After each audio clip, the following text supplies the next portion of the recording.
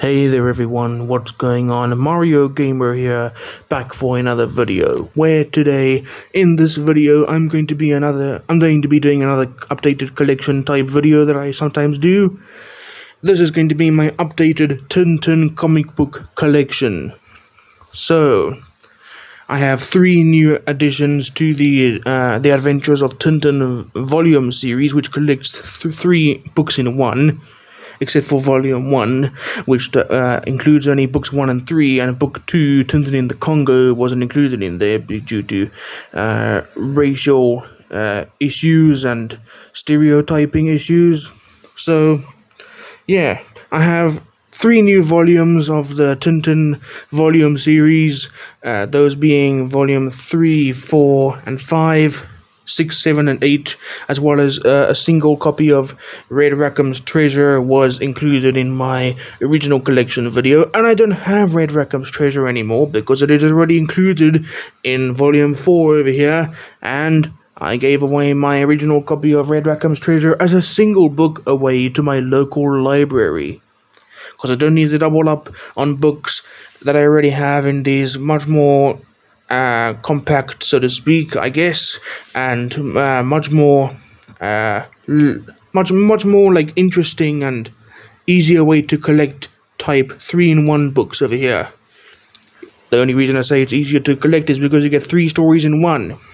You'll pay like triple or over double for the exact same 3 books if you were to buy them single, if you don't get the volume series. So anyway, Tintin, I just got done reading the first story in Volume 3 over here, which was The Black Island. I have very, very much liked it, and I actually watched before I get to that, let me just start off by saying I really like Tintin. It's very funny. Well, not really funny. It's full of action, adventure. It adds some suspense to the plot as to what's going to happen next. It keeps you on the edge of your seat. It's really good. And for the first time reading Tintin, I didn't even read the single Red Rackham's Treasure book that I got as a gift many years ago. I didn't even read that one in full, and I only decided not really later, but I should say early this year, back in February, or maybe for start of early February, middle of February this year, I only decided I'm gonna go buy the Tintin books and see if I really like them or not.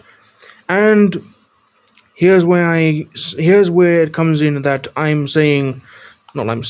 here's where it comes in that in my original collection video of my Tintin books, I said, I think I'm going to like this a lot more than Asterix.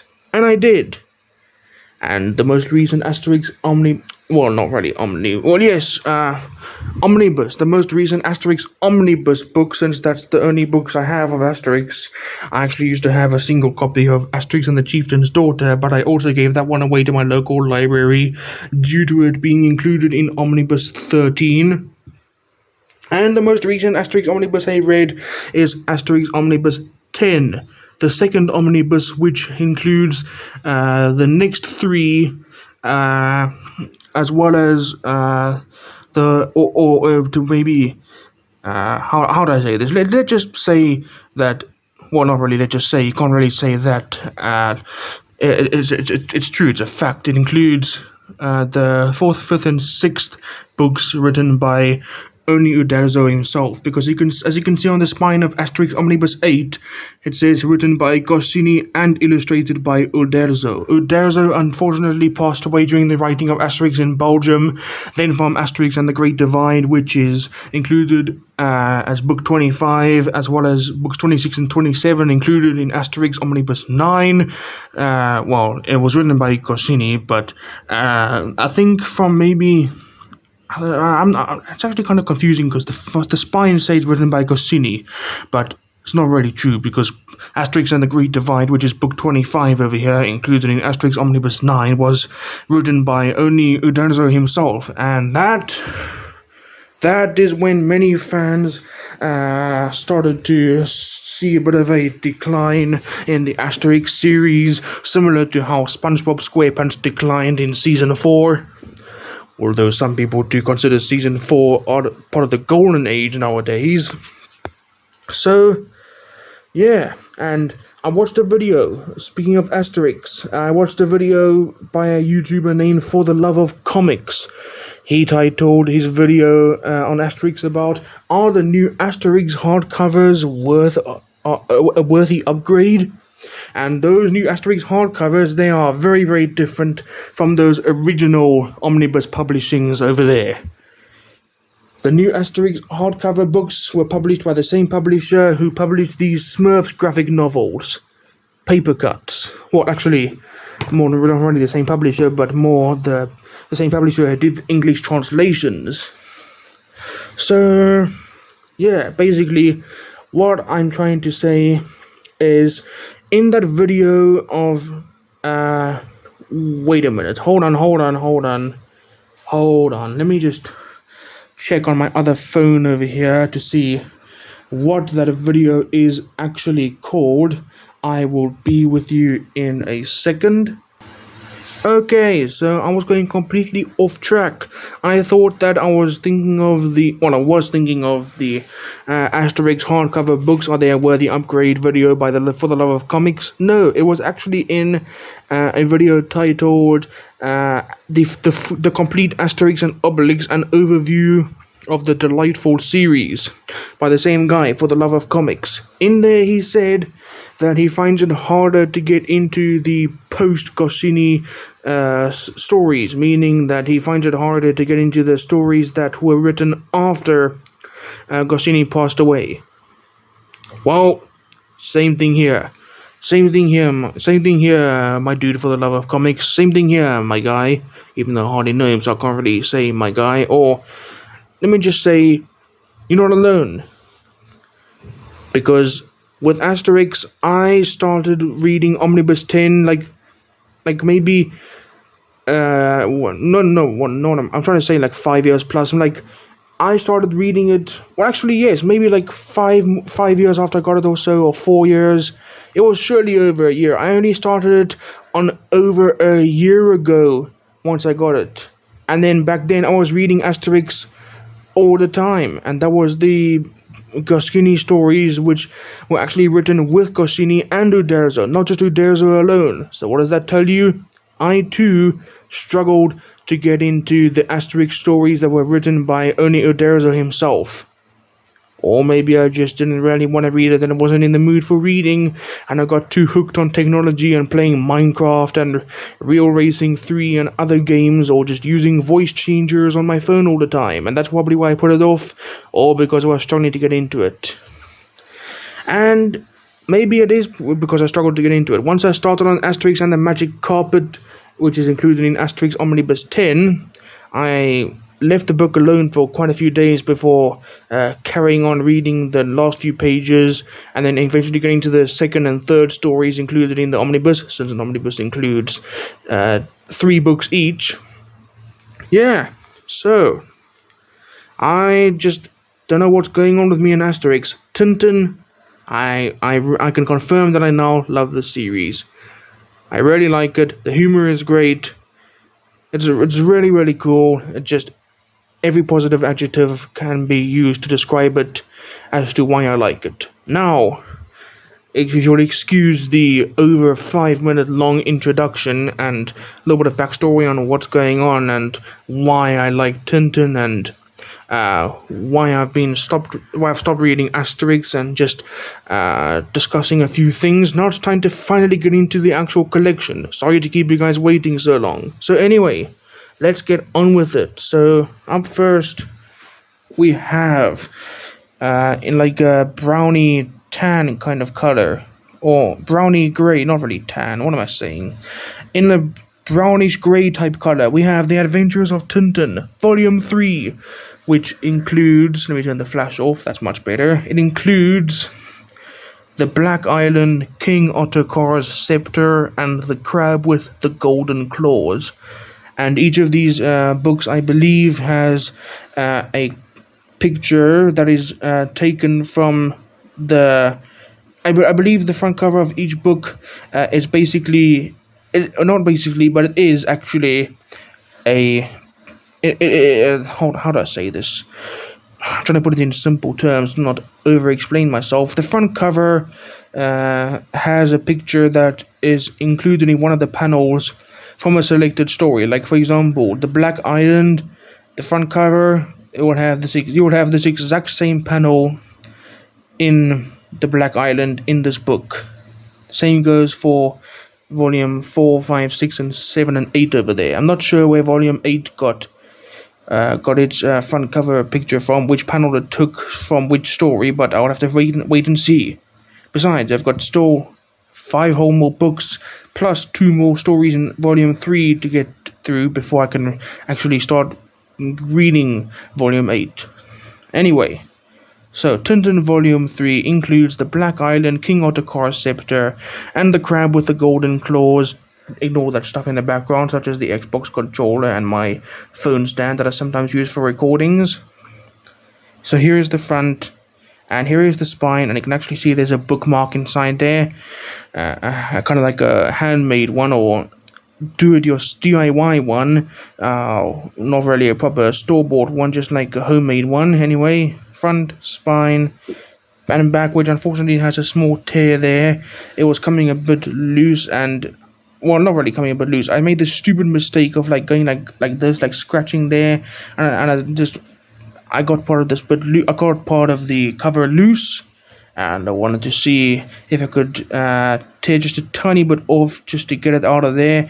And now it's kind of ruined, but it's really not that bad. And yeah, so Tintin Volume 3, like I said, includes the Black Island. That one, I remember the plot since I just finished reading it today. Basically what happens is Tintin, he comes across a unregistered plane. He gets shot by the people flying. I can't even freaking speak. He gets shot by the people flying it, who are actually forgers who are making counterfeit money, which is only revealed later on in the story. He gets shot. And then the Thompson brothers, Thompson and Thompson, they arrive in the hospital to come see what's going on. And then they receive a phone call, as seen over here. It says over here, they have to go back to England because an unregistered plane crashed last night near a place called Easttown in Sussex. And then after that, Tintin, he gets framed for knocking this guy out over here when he actually did nothing. So he gets framed, and then he is put under arrest by the Thompson and Thompson. And then throughout the story, he is pursued by the gangsters slash crooks slash forgers, or whatever you want to call them. And this guy over here, that is, I think, Dr. Muller. He is German. As you can see here, he says, ach so, like you can see, like the ach, that is definitely German or Austrian. And basically, he is associated with them. He owns a mental institution. And bottom line, Tintin finds an unregistered plane. The people who are riding it are people who are forgers, and they're making counterfeit money. And then Tintin is constantly being pursued by them and the Thompson brothers throughout the story, because the Thompsons believe him when he's... the Thompsons believe the guy who falsely accuses him of knocking him out when Tintin really didn't do it. And then Tintin travels to the Black Island, and there you go. You can see there. Their base is actually in the Black Island. So this is where they make the counterfeit money with the printing press. And then basically after that, the police come and arrest them, and then the story's over. So yeah, and the Thompson brothers were really, really funny in this one. Like, let me show you some examples. Where are a few good examples? Let me try to show you. Here's a good example. It all looks very fishy to me. To be precise, the whole thing looks like me, very fishy. See, the Thompson brothers, they always mix words up. They may always mix their sentences up. Like what the one says, they'll mix up a few of the words after saying to be precise. And here's another funny example. Goodbye and watch your step. Thanks. Crash. Why can't you look where you're going? To be precise, speak for yourself. That's funny. Here's another funny example. Good gracious, we've stopped. Good heavens, where's Tintin? I don't know. He's given us the slip. Got away with handcuffs too. What a cheek.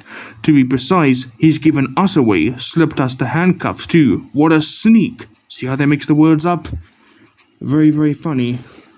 And this is not the first book to feature the Thompson brothers, because they were actually introduced in book 4, which is Cigars of the Pharaoh, which would be, as you can see, included along with the Blue Lotus and the Broken Ear. That would be included in the Adventures of Tintin Volume 2.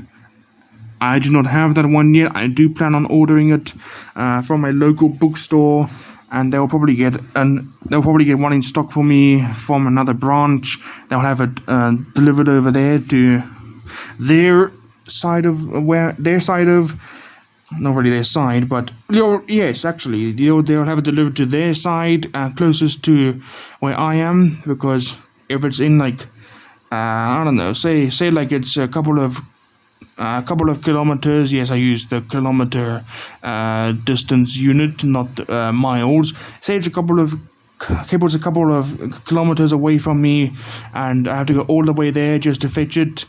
Why don't I just have it shipped from there to the local bookstore that's closest to me? Much easier, way less of a hassle. Anyway, so that was a bit of a look at the Black Island in Tintin Volume 3. Here is the bookmark that I have put in to let me know that I am going to start King Ottokar's Scepter very, very soon. Here's a look inside that one. And then, starting on page 129 starts the third book included in here, which is the 9th book overall, The Crab with the Golden Claws. And 131, the main story starts. This is just the title page over here. And The Crab with the Golden Claws introduces Tintin's best friend, Captain Haddock. The sailor who, I'm not sure if you could call him a sailor, but he is definitely a captain. The man who's always constantly getting drunk and angry very easily. Let me just try turn the pages over here. Come on. No, just do it like that. Hold the phone in the other hand, flip it over like that. There you go. And there you go. That is the Adventures of Tintin Volume 3 done. Let me just put that bookmark back in there, even though I don't really need it because I know I'm going to start over here, but let's put it in there anyway. Alright, and now moving on to the Adventures of Tintin Volume 4 in a orange color. Features the books 10, 11 and 12, which are The Shooting Star, The Secret of the Unicorn, and Red Rackham's Treasure, respectively. So here is Volume 4 of the Adventures of Tintin, the front and the spine, with a slightly lighter shade of orange than the front. You can see that every single one of these books has it. It's definitely lighter, here it's darker. So front, spine, back, and you can see on each one it shows you the books that were included, and these would be these are the covers for the original single books. That is what they would look like if you were to buy them individually. Open it up. Here is a look at the Shooting Star. in the Shooting Star. I haven't read it obviously because I'm still on volume 3. I know I've kind of read part of the plot on Wikipedia, that there is a shooting star which will cause the end of the world, but there's also some sort of valuable material inside there, and then it becomes a race between Tintin and some other guys. I don't remember who it was though. It becomes a race to get that material first, as they want it, and it's valuable. And up next we have, on page number 65, I believe. Yes, page 65 starts The Secret of the Unicorn.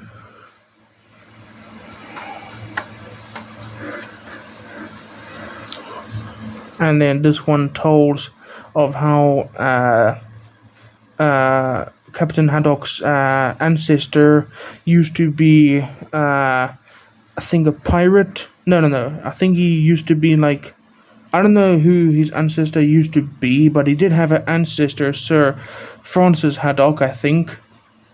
And I think apparently the pirate Red Rackham, I think, killed him. So that's what happened there. That's what happened in that story.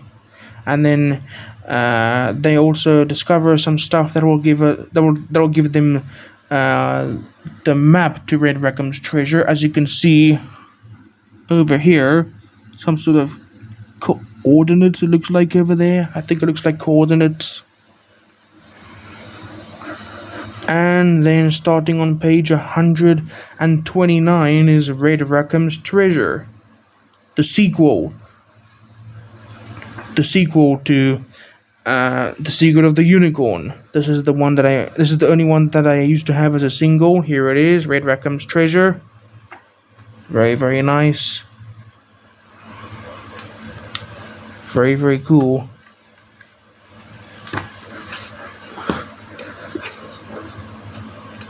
Alright, and now we move on to a book. Well, obviously the next one we all know what number it's going to be, since we're going in numerical order. We move on to the next one, which I had to get a new copy of from a different branch, since both copies in my local bookstore in the mall had horribly bent up covers. Even though they were hardcover, they were like really, really bad creases. They were like, you'd swear it was cracked. It was so bad.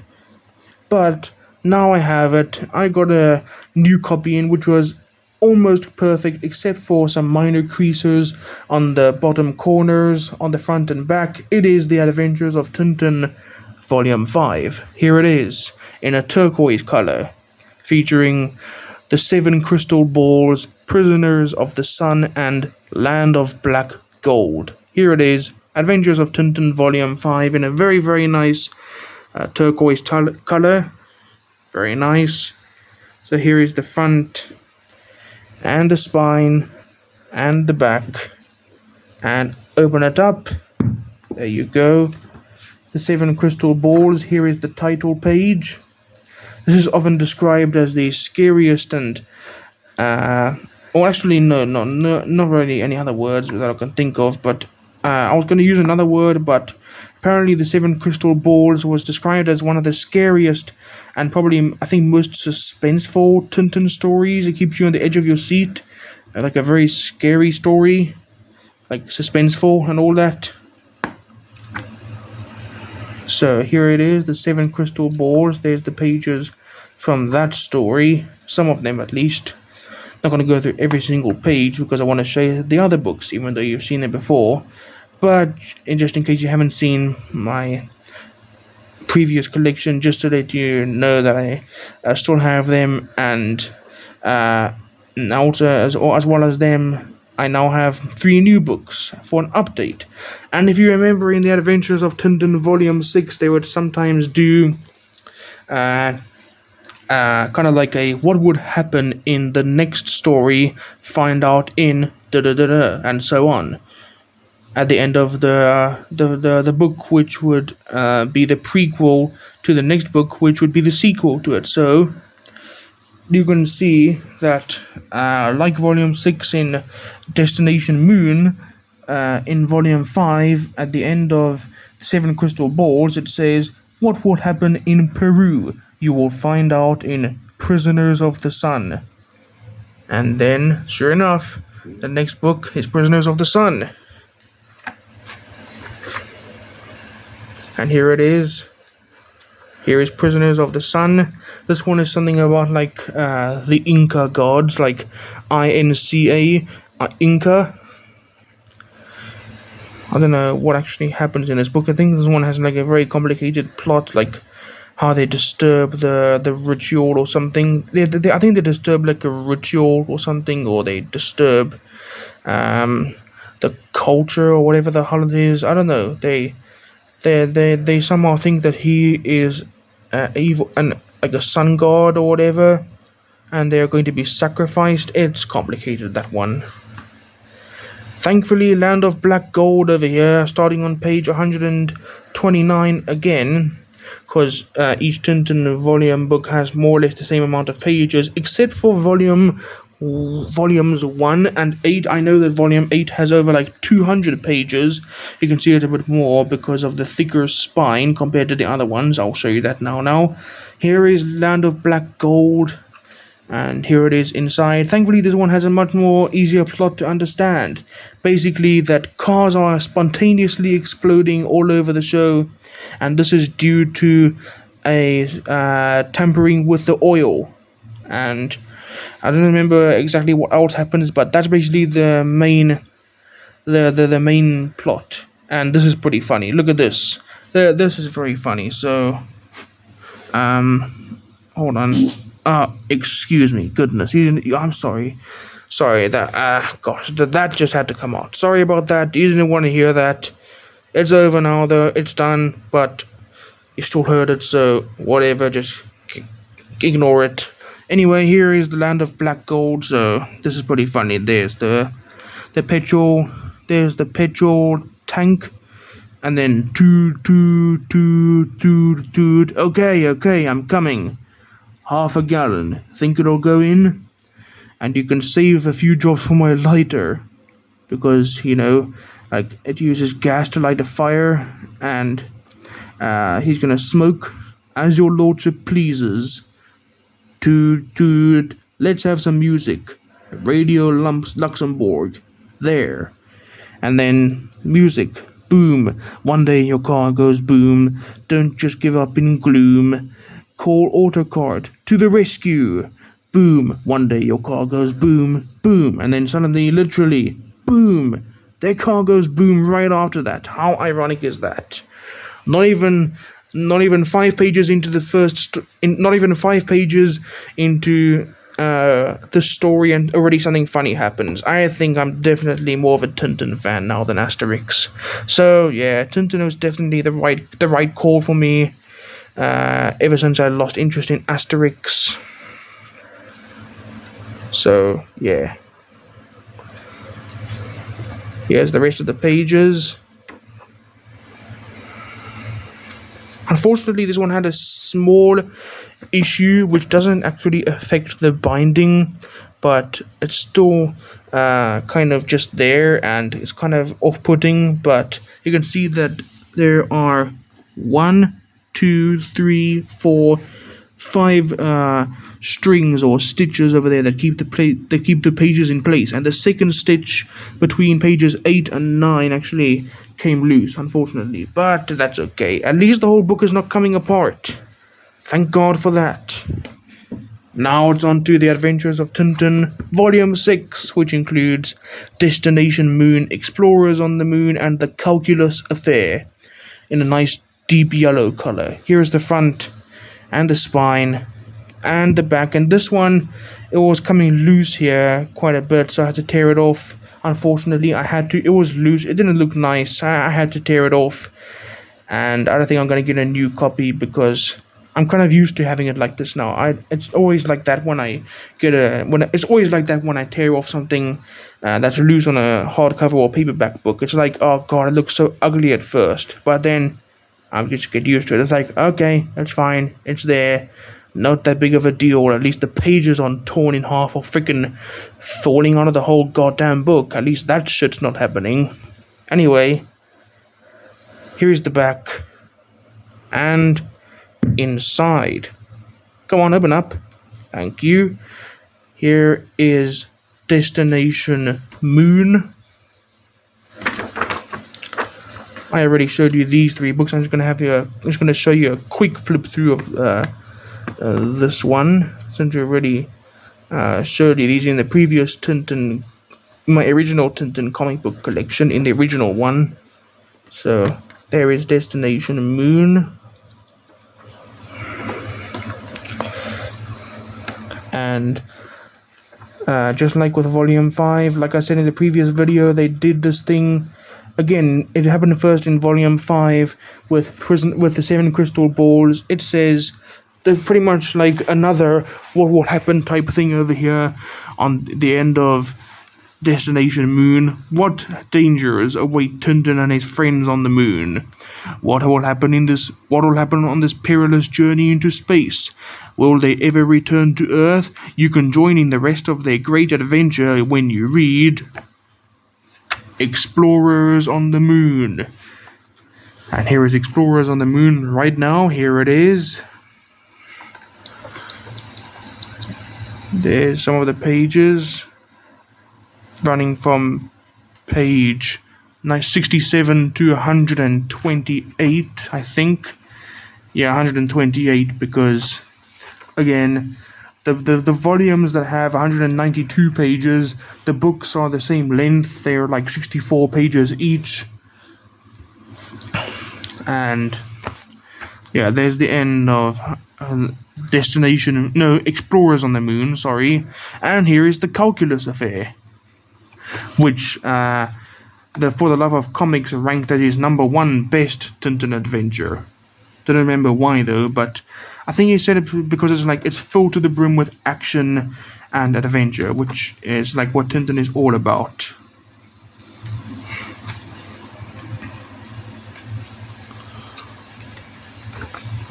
Alright, now the second last book.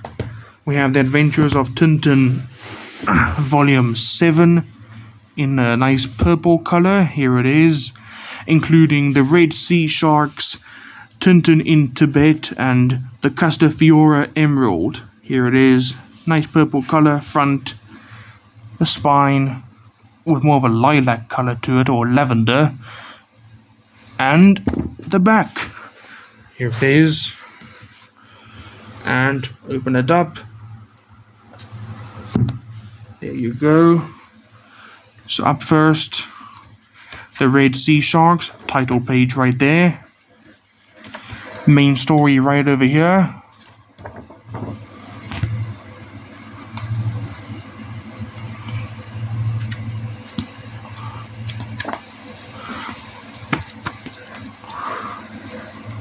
And now we move on to Tintin in Tibet, starting on page 65.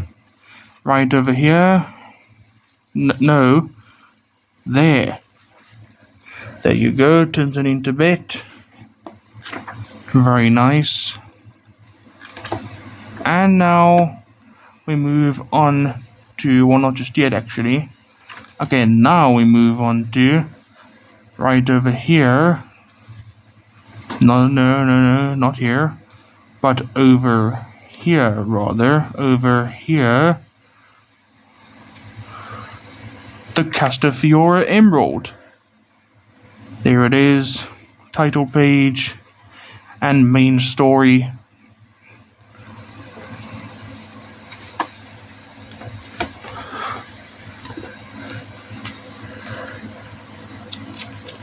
And there you go. Now it's time for the last one, which was actually the first proper Tintin book I ever got, in a sense that is actually like, well, how do I say this? Maybe the first proper Tintin book, or should I say the first proper Tintin volume book, because I'm not sure if I should call it the first proper Tintin book, because all Tintin books are the same, whether you buy them in the volumes or individually. But I guess it was maybe my first Tintin book, as in, like, mine, belonging to me, because Red Rackham's Treasure, as I said, I got it as a gift, and I was very young back then. I don't even remember who bought it for me. Anyway, here is the last one. The Adventures of Tintin, Volume 8, in a nice light green color. Here it is. So here is the front, which says here, it includes Flight 714 to Sydney, Tintin and the Picaros, and Tintin and Alf Art, Hergé's unfinished Tintin story. And after that, no more Tintin. No more Tintin for you, because the creator died, and there's no more stuff after that. Hergé clearly said, when I die, Tintin dies, meaning that when he dies, Tintin will die as well, meaning no more Tintin after that. So here is the Adventures of Tintin Volume 8, front, spine, and the back. And you can see that Volume 8 actually has the same publisher as Volume 3, Far Shore, which would explain why it has the same texture as Volume 3's pages, a rough texture with stronger smelling ink, whereas Volumes 4, 5, 6, and 7 were published by Egmont with a much more smoother, glossy texture, and not really as potent smelling of ink type that they used. So here is the title page for Flight 714 to Sydney. Main story, starting on page number 3.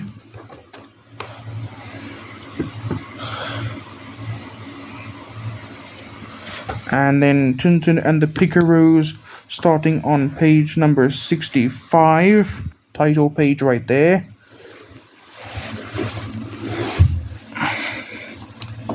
And then starting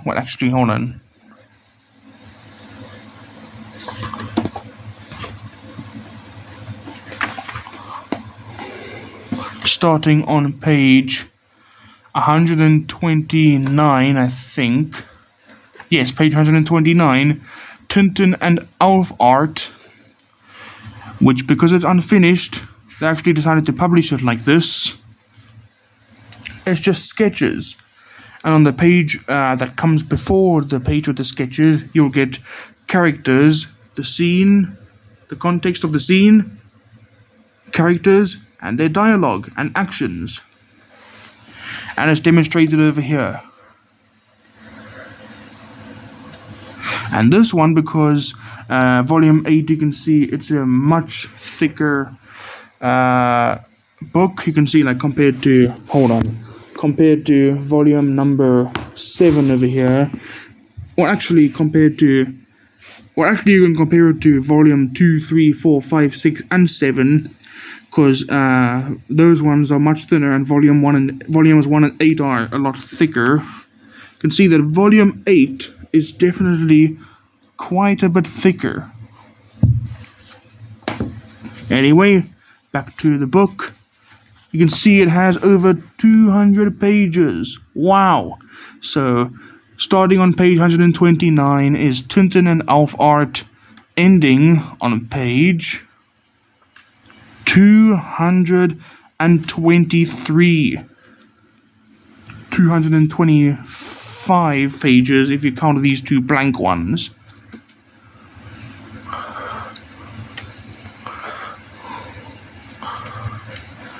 Come on, turn the pages properly. Come on. There you go, turn it a bit slower. Actually, other hand, please. Other hand. No, man. Come on.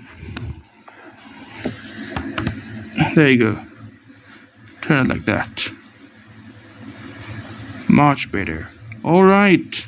And that is gonna do it for my updated Tintin comic book collection.